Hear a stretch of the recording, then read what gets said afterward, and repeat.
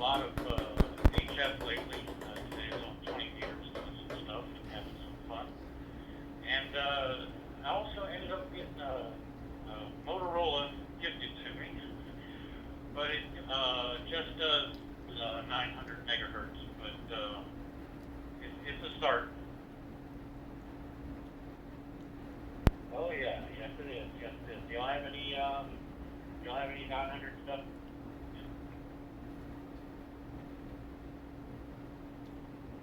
Well, I got it for two reasons. The person that gave it to me does a lot of photos, and a few weeks ago he was up in Shenandoah National Park, and we did the typical 2-meter, 70-centimeter calling channel.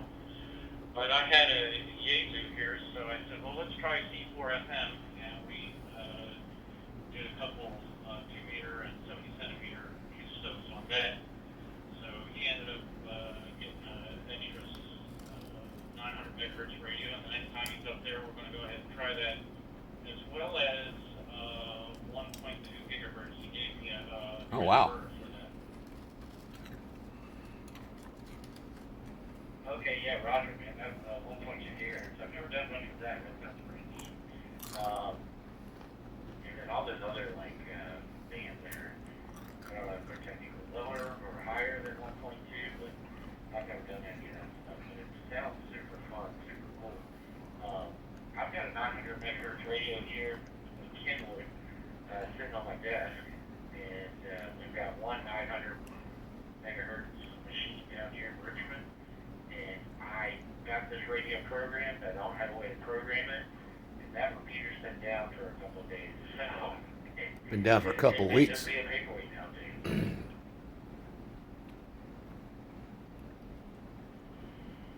Oh, I was going to ask if there was one down in Richmond, but yeah, not too many there. He gave me a link for the software, and I'm going to have to buy the programming kit. At least going to see what I can do with this radio, and I'm thinking a little bit of that for the radios that does VHF and UHF. Yeah, okay, that's awesome, man. You get the place full down in Myrtle Beach?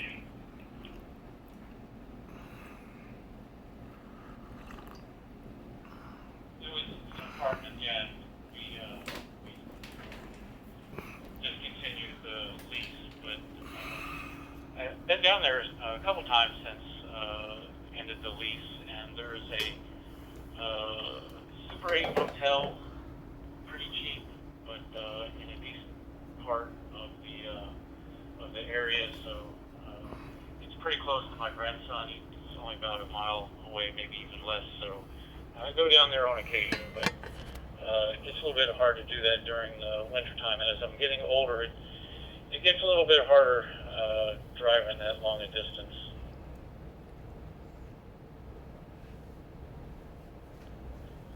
Yeah, QSL, I understand. I do.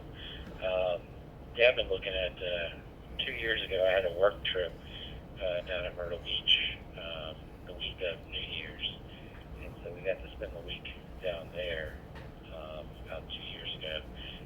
And ever since then, I've been wanting to do it again, because even though it was a work trip, it helped in the A lot of spices, isn't it? getting out of the holidays and like the post-holiday blues. Okay. So I need to find that Super 8. I need to go down there next week or the week after.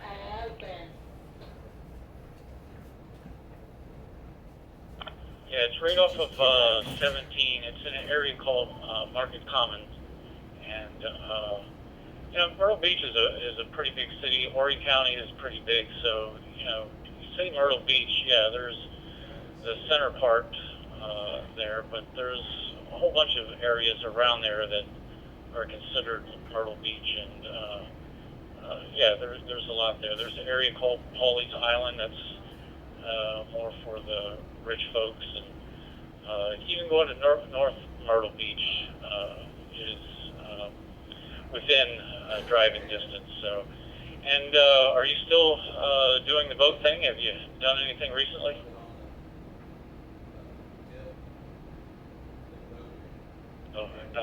Especially, I mean, I'm still doing it, yes, but this time of year it's too cold to put the boat in, and I'm still slowly but surely putting her back together.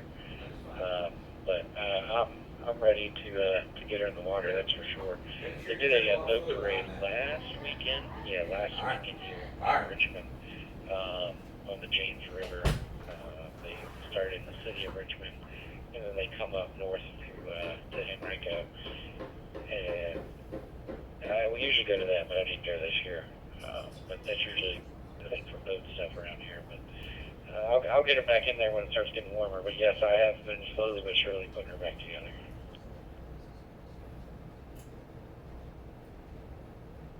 Yeah, I think it's today is the first day of winter. So spring is only 90 days away. Hurry up and get there.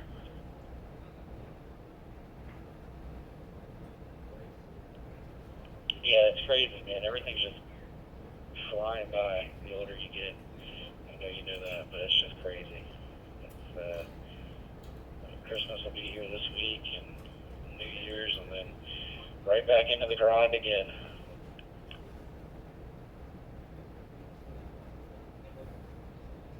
Yep, and hopefully we won't get much winter weather. By that I mean snow and ice. But I think I heard some prediction next week. Anyway, I don't have to do much driving nowadays anyway. Okay, PJ, it's been nice talking to you. See your name up there again on the dashboard. I'll give you a shout out. So 73U, KQ4 PAK clear. All right, Ron, it's always a pleasure, man. I'm sorry I hadn't got you before. I think it's been, probably September since I talked to you, so I'm glad you're doing well. And, we'll look for you further down the line. This is Kilo Oscar 4, Romeo Mike Victor.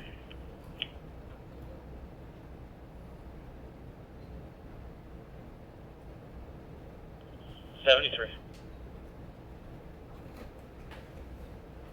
Thing receives real well up there now. I don't know why or what changed. It used to not do that. KO4RMV and N4HDF. There he is. Hey, man. I appreciate your assistance today. When that tow truck told me an hour, man, I was like, man, I can't sit here on the side of Creighton Road with my family for an hour. So, appreciate you willing to come out there. Sorry, hopefully you're not too upset that they got there before you could, but I was definitely taking whoever would get there first.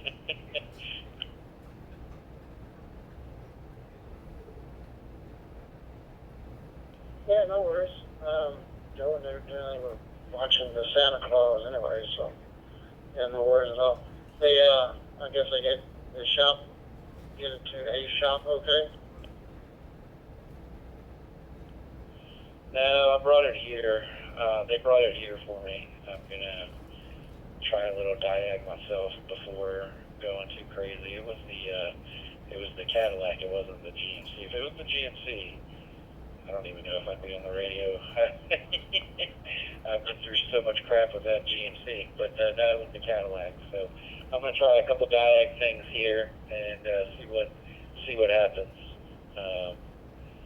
Well, I'll give you a turn and I'll tell you what was going on with it.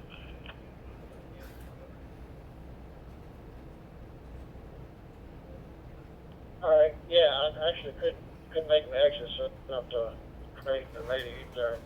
I saw they was getting ready to pull it up on her rollback. So, well, hopefully it won't be anything major. I guess did it just cut off or go into a limp mode? No, man, that's the thing. That's what I'm confused about because I'm driving down 295 and it just cut off, like no power. And I could not, I don't understand. And so I was able to drift it to where you saw me and from 295 and it wouldn't come back on. And like I said, it was like it's like it's not getting any power. I hit the button to start it and it's just doing some weird electrical stuff. Like it's clicking and almost like it'd be a dead battery, but if it was a dead battery, I don't understand why it would cut off because I have an alternator. I have the alternator to keep it running. But if the alternator is bad, you would think that I would have, in theory, I should have a light. I do have an alternator light that would tell me, and that wasn't on. So I'm leaning towards maybe a bad ground connection somewhere. Because, I mean, it's just doing some weird electrical stuff.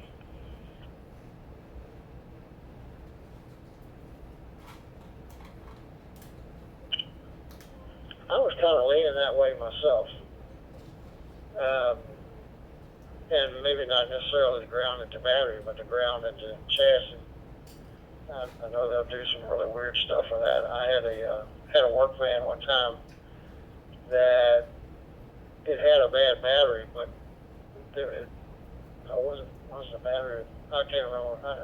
It was either the battery alternator, but at any rate, it would actually cut off because it just didn't have enough voltage to do anything. But I'm kind of, I don't know. I would look at the ground at the battery and the ground at the chassis, and then go from there.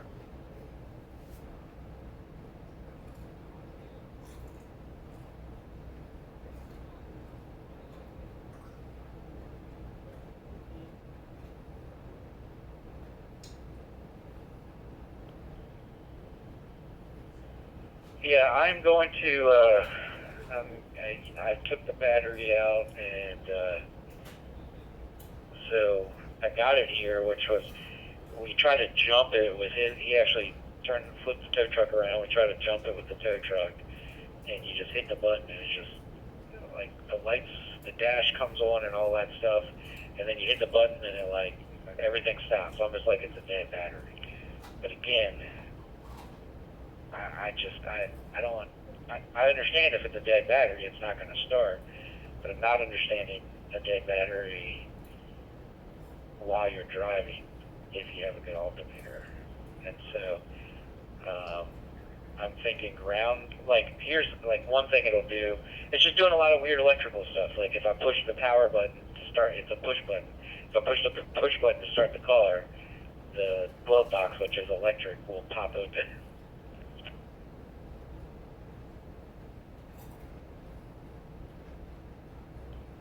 Okay. Yeah, that's a couple. Well, yeah. If a battery's really good and dead, just putting jumper cables on it a lot of times won't allow it to start. There's just nothing there. What I've done in the past with bucket trucks that I've had to jump start, and my bucket truck that has a jump start is you get a good, a good heavy duty vehicle come up good, just idle it up to, 2,500, 3,000 RPM and leave it there for about 5 minutes or so.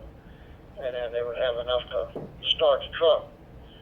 So, I don't know, maybe, I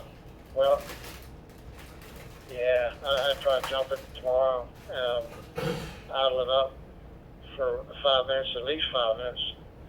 And then, if it does start, take a voltmeter and see what sort of voltage you're getting at the battery terminals.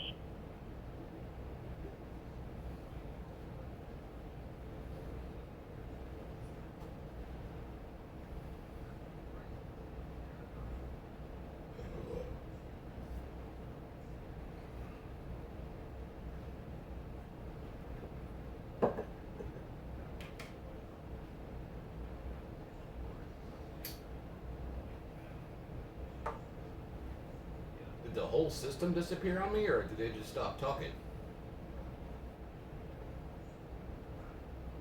I wonder about that sometimes. Yeah, so he did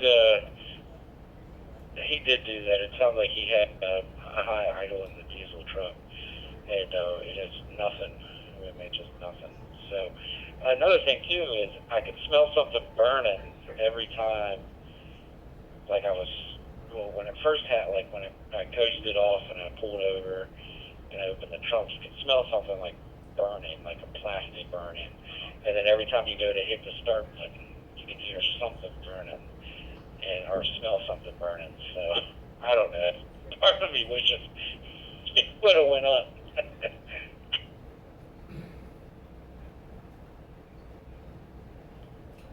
Yeah, well, that would have shorten the troubleshooting Excuse me. time there, wouldn't it? I don't know. It may be something. It may be a big short. On a positive line, battery cable got crushed or something, and it's just or near. Like I call it near short, but it's not a 0 ohm short. It's a very low ohm short, so you have a lot of current. It might be that too. I'm sure you can look at all that tomorrow when you're able to pop the hood and crawl around a little bit. And it's not so windy. It'd be a whole lot colder, but Yeah.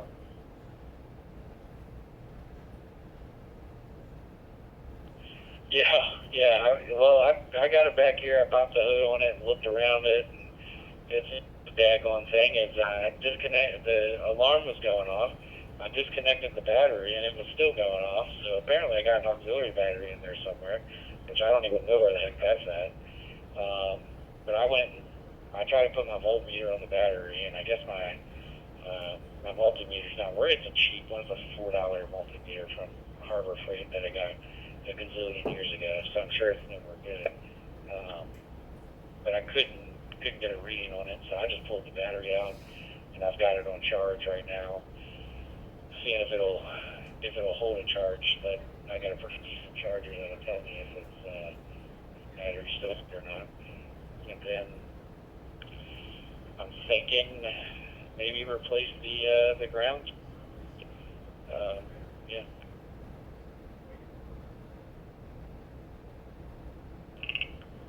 well, I'm sure you have already, but if you haven't, do a search and see if it's an auxiliary battery in there somewhere.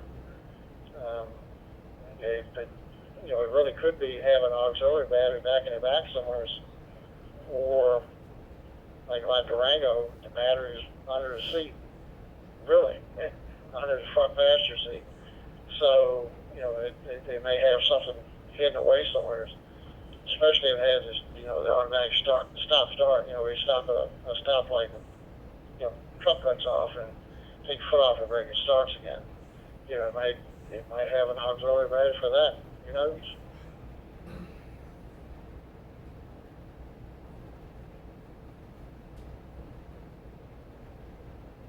Yeah, Roger that. So I'll check this. I'll keep this battery charged, see what it shows tomorrow.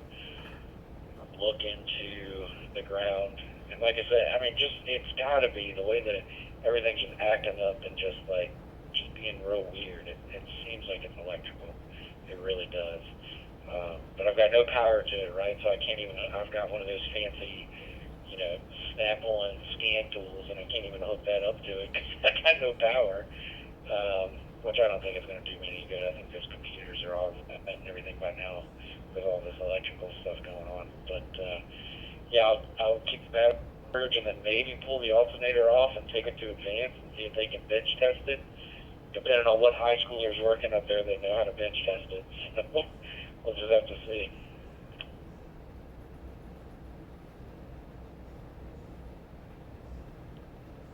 Yeah, if you would think we had an auxiliary battery, it would have enough to, it would have enough power since you still had an alarm, but I don't know. So, you got a good plan on it. You got a good plan, so be interested to see what you find. It almost, with the hot smell, like something burning, like say, it's almost like a high current event. Something got crushed, or it's leaking. Voltage is leaking somewhere.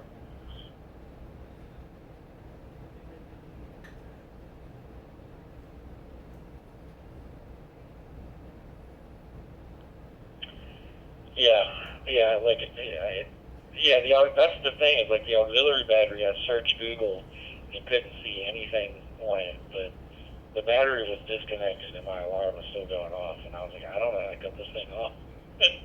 So there's obviously an auxiliary battery or a standalone battery just for the alarm system, or something somewhere, because that siren was going off.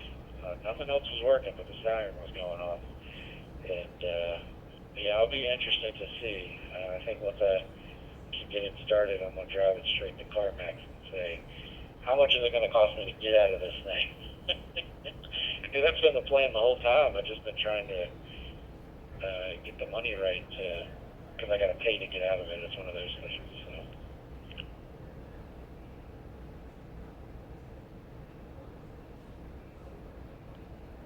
Yeah, I got you. And I forgot one other thing too. You know, if it is a bad ground where, for whatever reason, you just don't have a voltage, but you know, you got to remember your current is going to increase as the voltage decreases. So, you know, having a low voltage, you may be running more current than what everything else is used to. So it gets hot. But you would think, and you know, once you get some power to it, the way the computer's accessible, you know, you really should be able to, even though it's not following the code, you really should be able to see what its past performance has been. You know, at least, I don't know, 5-10 minutes or whatever.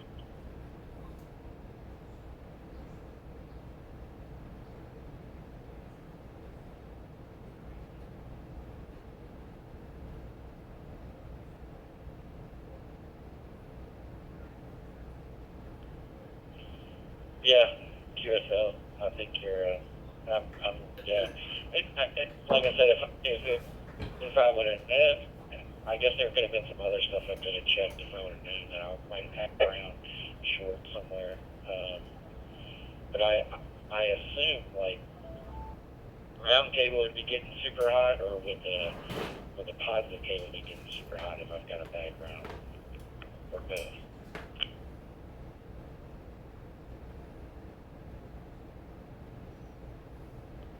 Exactly. Yeah. So, you know, a bad connection will, yeah, that gets hot because it's a bad connection. It's trying to cram all that current to that one spot. And it's not a good connection. So, yeah, they need to see what it's come up with.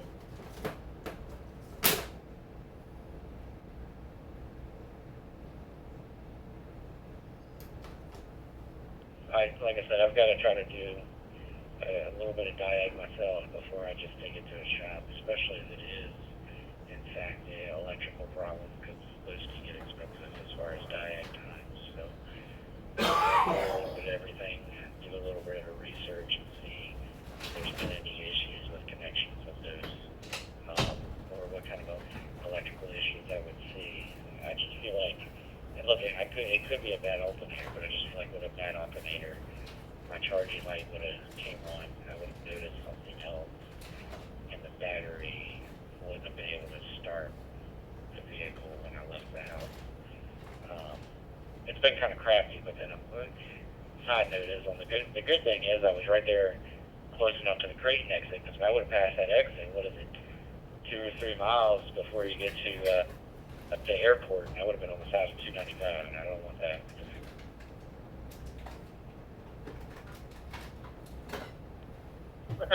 No, not at all. Well, at least you negotiated that exit ramp, because if you're not well versed on braking a vehicle that's dead in the water and steering at the same time, that's not the exit ramp to practice it on, because you know it's got that valley right straight ahead of you if you don't get the curve right.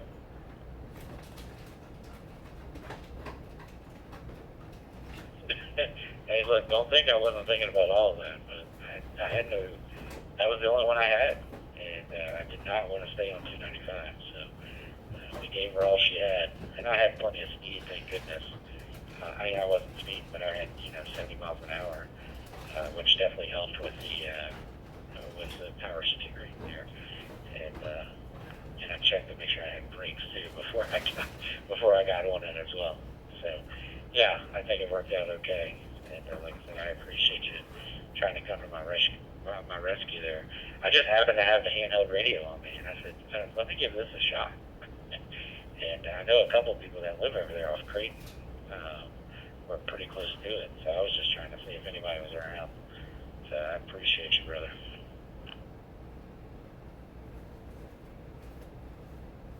N4HDF, yeah, no worries. Anytime, really. If I can't come out, well, I'll stay. I can't come out, but today I really didn't do anything. Really didn't do anything once I got back. I went and ordered some spaghetti. That's what I have for dinner. Have half of it, and I'll have it. I'll have tomorrow or Monday. So, yeah, no worries at all. If you need to have anything, call me and let me know. Text me or whatever.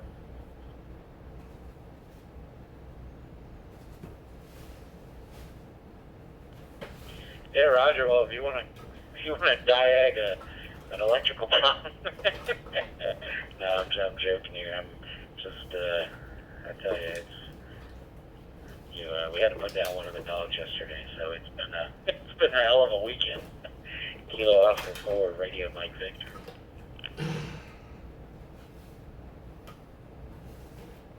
Well, No, sorry to hear about that. That's never a good thing.